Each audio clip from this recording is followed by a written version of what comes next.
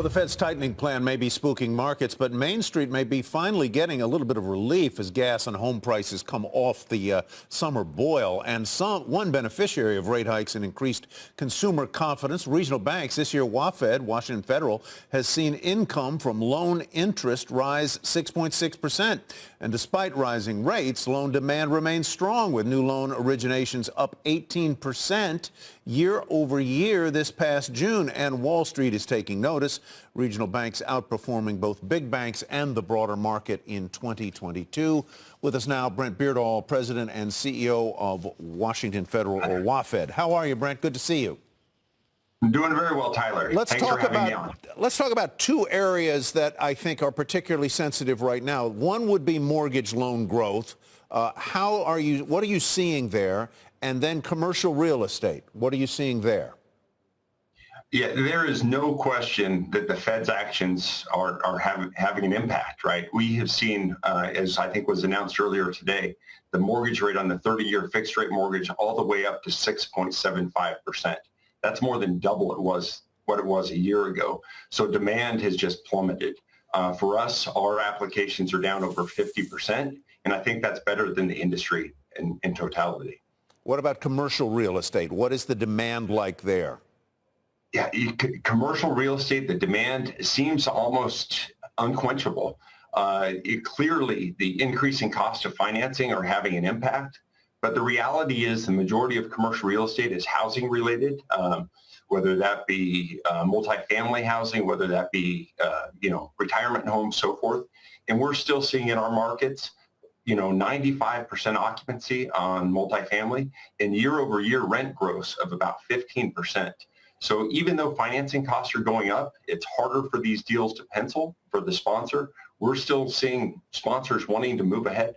So builders are still building, which is what builders do, right? Builders are still building, which is exactly what builders do. And one of the things that we're seeing and that we're hearing about anecdotally is we're hearing some of the large national builders are looking to sell some of their inventory of lots to some of the large multifamily for this build for rent category. Just because there is so much demand for rental units. And if you look at what's happening in terms of affordability for new single family homes with, a 6.75% mortgage, more people are going to be looking to rent than buy. Let's look let's go down to the Main Street level and what you're seeing there among businesses who are taking out commercial loans. They're not commercial real estate. They're not mortgages. These are business loans. What are you seeing there among the businesses that you service? Is there any slackening of demand? Are they postponing capital improvements? What can you tell us? Yeah, just like everything we're seeing in the economy, that we get mixed messages. Some people are clearly pulling back. People are nervous about the R word, right? Is a recession looming? What does it mean? What will the recession look like? While others are seeing record profit margins, record amount of demand. We were just speaking to some local restaurant owners here in Seattle, and they are having their best years that they've ever had, not only from a revenue standpoint, but from an income standpoint. The other thing that we're seeing throughout our markets, hospitality was one of the industries that was hit so hard during the pandemic. But coming out of the pandemic, these hotels are doing phenomenally well. Occupancy rates are well above where they were in 2019, and their profit margins are through the roof because they're charging more than they ever have, and they've been able to basically cut back on their labor, so their profit margins are going higher than they've ever seen. Two quick questions to conclude. Number one, you operate in, I think it's 8 states, mostly a sort of a spine down the far and Intermountain West with the exclusion of California. Which state is, in your view, the healthiest right now? I bet it comes down to Nevada or Texas. Yeah, it would be hard to say which of Nevada or Texas. Utah is also doing phenomenally well. Mm-hmm. We are so fortunate to be in our 8 western states.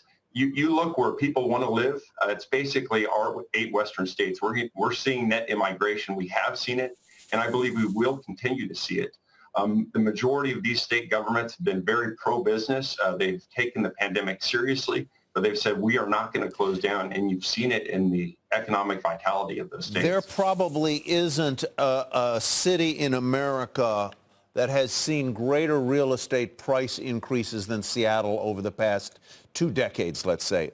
Are you beginning to see, with mortgage rates going up where they are you beginning to see some slowdown in price increases or maybe even some price declines? We are seeing some decrease in prices, not only a slowdown, but some decreases in prices. But I think that's healthy, Tyler. We went too far, too fast.